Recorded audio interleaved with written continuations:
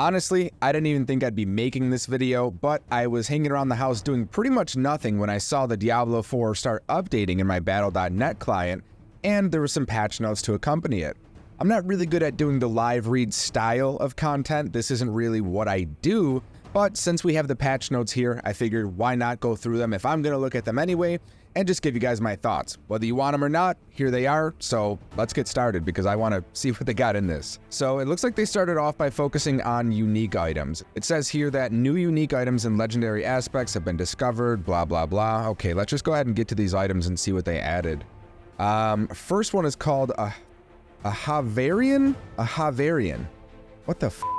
A Havarian Spear of Lycander, which is another uber unique staff. This one's going to be in World Tier 4 only, and you gain a random shrine effect for 10 to 20 seconds after killing an enemy elite. Can only occur once every 30 seconds. That one seems interesting, but the RNG factor of it kind of just being a random shrine, I don't know how well that's going to be as far as replacing an actual aspect that you might want on your items, but I still think it's pretty neat. Next, we have the Barbarian's Azure Wrath. Lucky hit, your core skills have a 20% chance to freeze enemies for 3 seconds and deal 0.75 to 1.5 cold damage to them. Interesting. I'm not sure if freezing enemies is the thing that Barbarians are the most keen on doing, but I can imagine that this might scale with some other items and really turn into a pretty annoying build, at least maybe in PvP or some other applications for that. For Druid, we have Flesh Render, which is a unique one-handed mace. Debilitating Roar and Blood Howl deal 0.5 to 1 damage to nearby poisoned enemies. The low amount, the 0.5 to 1, seems a little bit interesting, so I'm not sure if it is like percentage or if it literally is just the number 1 in damage, but I'm kind of interested to see how that plays out. For Necromancer, we have Lidless Wall, which is a unique shield, and its ability is Lucky Hit. While you have an active Bone Storm, hitting an enemy outside of a Bone Storm has up to a 5 to 25% chance to spawn an additional Bone Storm at their location. Each of your active sacrifice bonuses increase the chance by 25%, and the total number of additional Bone Storms you can have by +1.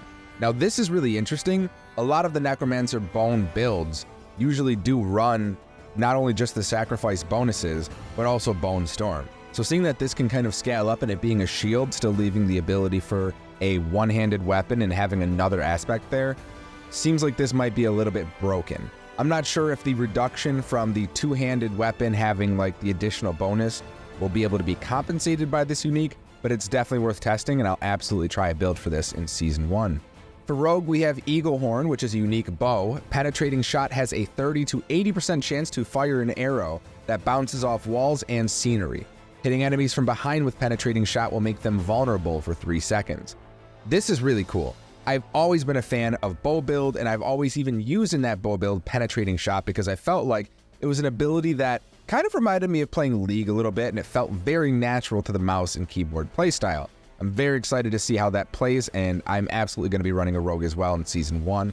Not sure about the other classes, but I'm definitely set on Necro and Rogue. For Sorcerer, we have the Cultist, which is a unique wand, gaining the effect of Teleport Enchantment for free. When you evade using Teleport Enchantment, you are taken to a random location. I think that's going to be kind of fun RNG, just kind of blasting around wherever you go, but pretty happy for Sorcerer to have this. I have a couple of friends who made it, so good for them. Now we have 7 new legendary aspects. These ones are non-unique, so they can drop on different pieces. Starting with some general ones, we have Audacity. When there are at least 5 close enemies, stun them for 2 to 4 seconds. This can only occur once every 20 seconds. This is really good for those up-close and personal builds who get a lot of people together. I'm thinking Necromancer Corpse Tendril, Barbarian with their Whirlwind, plenty of other builds that kind of group up like that, so that's interesting. Then we have Craven, which is a mobility aspect. You gain 20 to 40% increased movement speed when moving away from slowed or chilled enemies. This makes me think immediately of Penitent Greaves, those boots that give you chill to enemies around and you have that walking trail. This is going to be a flat 20 to 40% movement speed at all times wearing those boots. That's massive. That's a really big buff.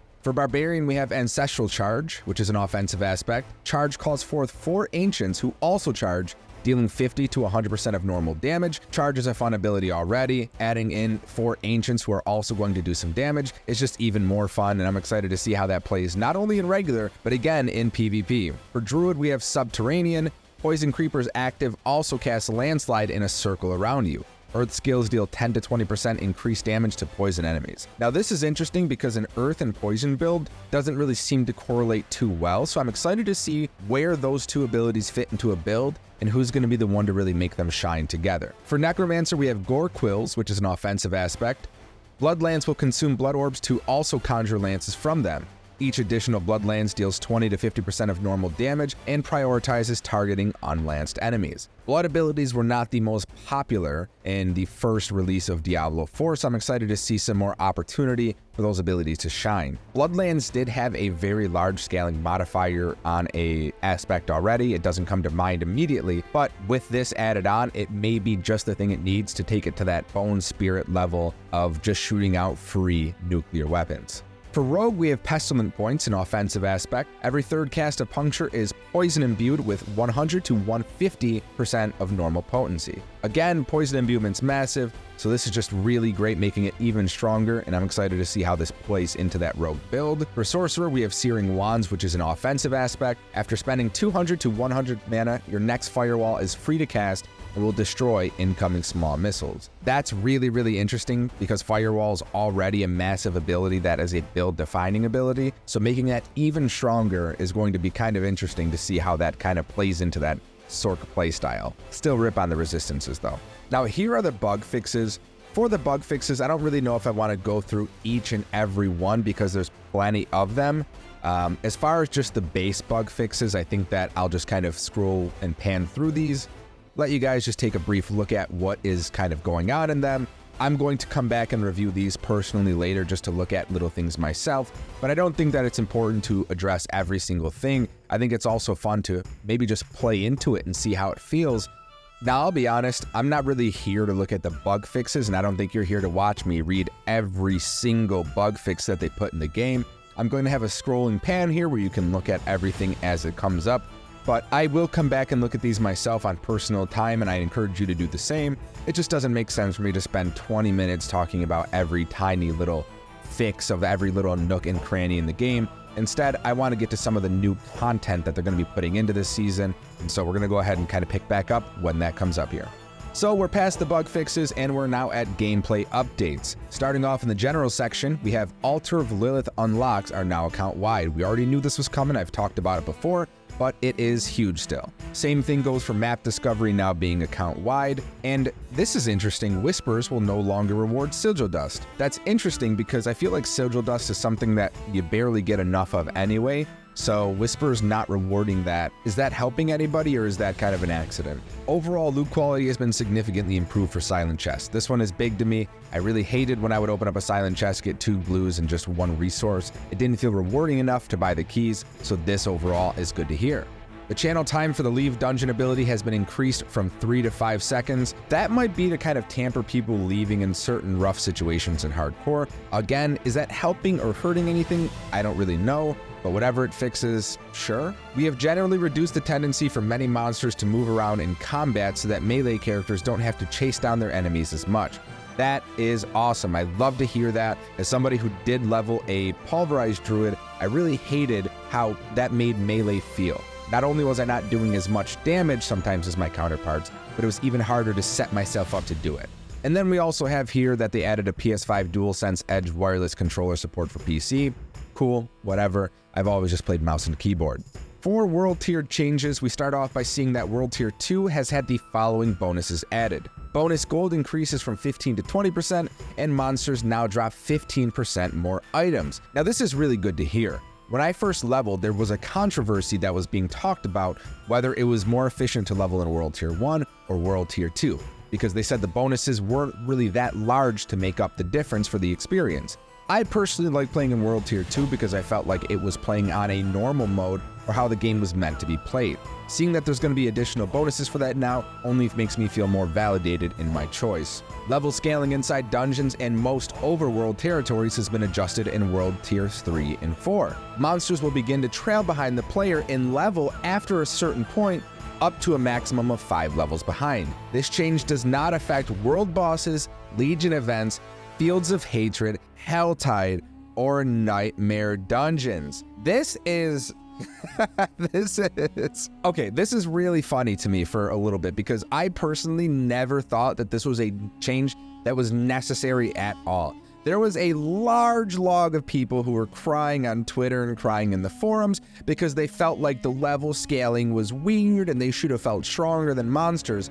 But anyone who's played to the endgame understands that when you have an endgame build, even normal monsters in World Tier 4 got deleted instantaneously. You felt the power difference. You could do a boss in a single bone spirit. There was so much strength that you had as a higher level character that the levels on the number never made any difference to me. My power structure was far beyond the arbitrary number. In fact, I was doing nightmare dungeons with enemies 20 levels ahead and had absolutely no problem clearing that. So this just seemed like a lot of senseless whining to me, but hey, Blizzard went ahead and pandered to them. Now they'll all be able to see that they hit 5 levels behind. Oh, I'm 5 levels stronger. It's going to feel the same. It's not going to make any difference. And in hindsight, this one just seems like kind of giving the babies their milk.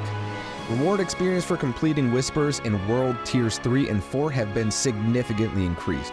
This is interesting because I at a certain point just stopped doing Whispers altogether. Even if I was in areas for Whispers, even if I completed a world boss and it gave me Whispers, I had no interest in turning them in because they ceased to be valuable at the end of World Tier 2, let alone World Tier 3 and 4. Aside from maybe getting a sigil or something from them, it really didn't do much for me and I never had a valuable experience there. We also see here that we are adjusting bonus experience rewards for killing monsters that are a higher level than the player. This does not look as good when we take a look deeply at this. So for pre-Season of the Malignant, so right now the way that the game plays, 1 level higher is 15%, 2 levels higher is 20%, and 3 levels higher is 25%. For post-Season of the Malignant, the maximum that you can get up to 10 levels is 15%. That's a large cut down. That means that doing much higher content is far less rewarding, and that kind of sucks because that felt really good to do. They say we're also adjusting experience rewards for monster level offsets for higher world tiers. Current world tier level offsets for World Tier 2 up to 3, for World Tier 3 up to 10, and for World Tier 10 up to 100. They're changing this now to the same for World Tier 2, up to 6 for World Tier 3, and just up to 10 for World Tier 4. A 90 decrease. That is massive. They give you an example here of how it functions. You can kind of take a look at it, but overall it just basically means that if you are fighting a larger monster, you're just going to get far less XP in a carry situation, and that just feels really de-incentivizing to carrying. Unless I'm misreading this and you're able to get more experience, the way that I see this is just a deduction. So I guess we're going to be more incentivized to start doing some of those Whispers. For Helltide, which is one of my favorite events, Helltide monsters are now 3 level higher than the player instead of 2. This is cool, I guess, if we're going to start getting more XP for that. The Tortured Gift of Mystery's chest had its cost increased to 250 aberrant cinders from 175. Blizzard, this is really fucking stupid. This makes no sense at all. The reason that this makes no sense is it took a long time to get 2 chests, let alone 3, and sometimes let alone 4. And if you were able to get a 4 chest cycle, it meant that you were extremely efficient in that time frame. Making it 250 helps nobody. There's no economy of aberrant cinders. There isn't any trading system at all. It is merely something that you farm in your off time, and making it more difficult arbitrarily does nothing. It's just kind of stupid. All interactable objects in Helltide zones have a small chance of dropping aberrant cinders. I don't know if that's to make up for it, but you usually get like 3 to 5 anyway, so this just seems like an L. No real need to make this change, but I guess if they felt it was necessary, good for them. Now we're looking at balance updates, and we have a gigantic developer note here, and I'm a little bit nervous because there was a lot of information to go through. So let me read this developer's note. As our community continues to battle the burning hells, the builds emerging from new players have shocked and delighted us.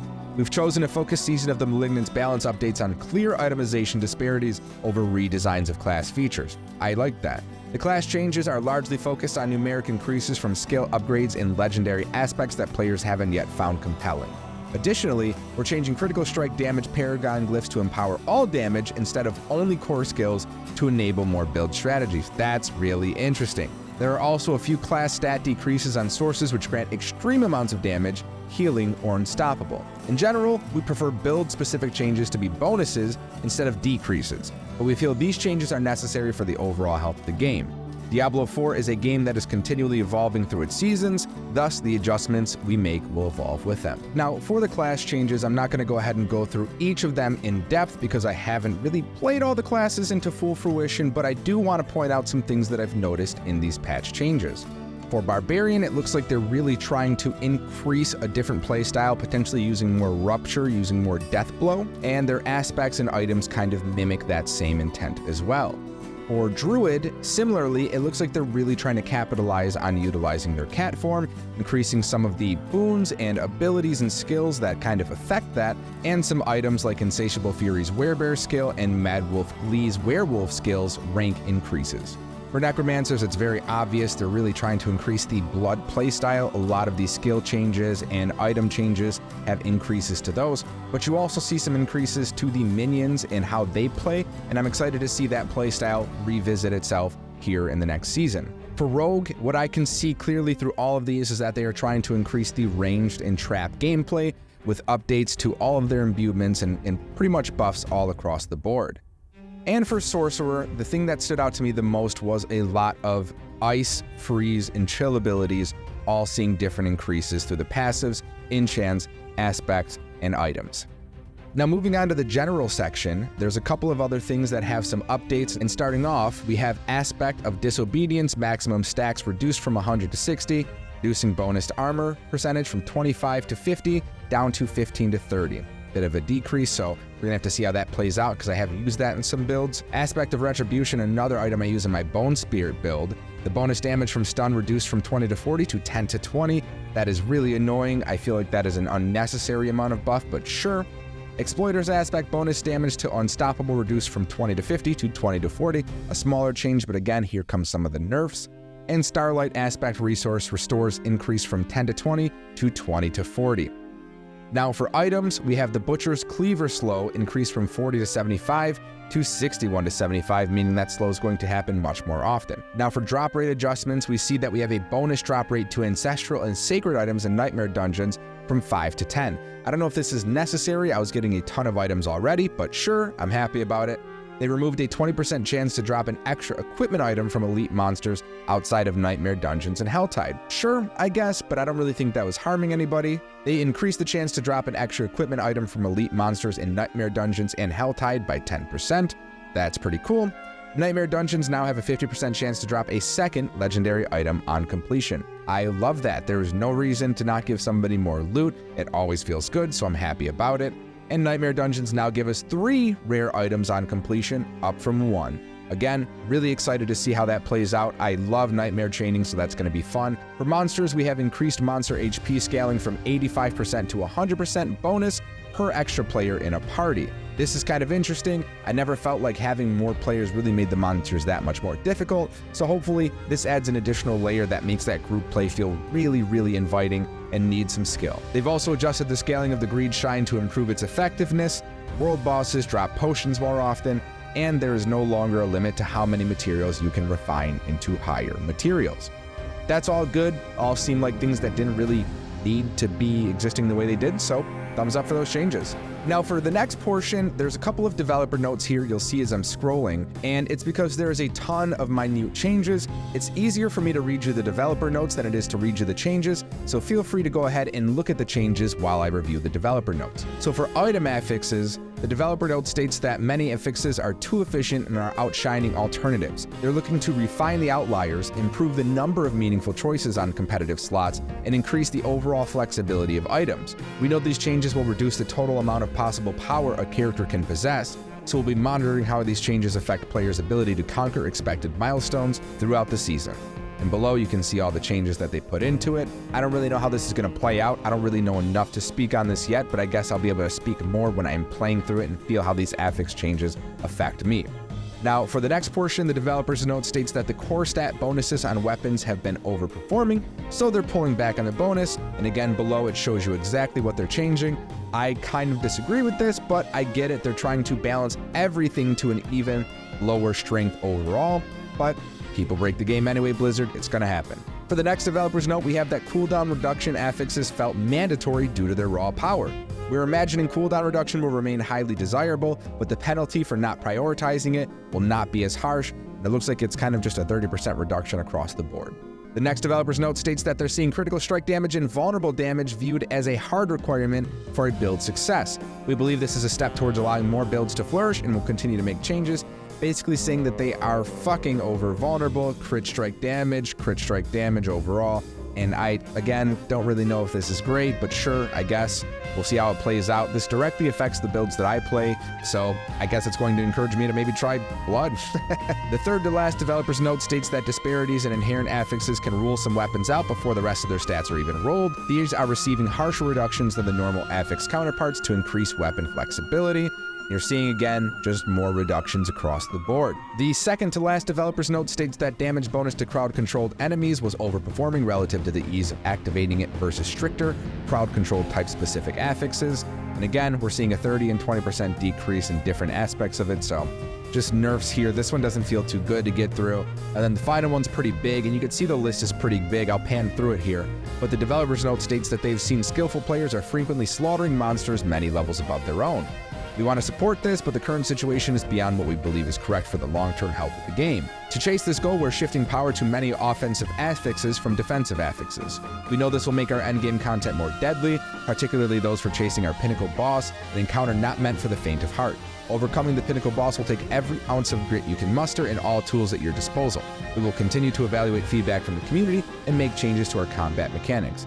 And again here, we have a long list of abilities that are both being nerfed and buffed. It seems to me in the list that the offensives are going down and defensives are going up, but feel free to look at it and weigh in your own opinions. And this seems to be everything that we're expecting to change. Now, we do not get to see all of the malignant hearts. We do not get to see any of the other changes that might be coming with the season as far as gear drops and the way that the season is going to play. But this is basically the balancing for all characters, and this is live in the game today. Your Battle.net should be patching right now, and you should be able to jump into the game as soon as it is ready to see some of these new aspects, see some of these new uniques if you can get them to drop for you, and just play completely differently. I'm nervous to see how my build is going to feel after getting in. It's probably going to be significantly weaker, and the skill and level of Nightmare I'll be able to push will probably be reduced, but that is for me to see, and we'll probably be streaming that live on Twitch tonight around 8 p.m. if you're interested in watching. Thank you guys for watching this video with me. I know it was a bit of a slog, so hopefully we were able to get through it together. I hope you have a great rest of your day, and let me know in the comments what you think about it. Like the damn video, and I'll see you later.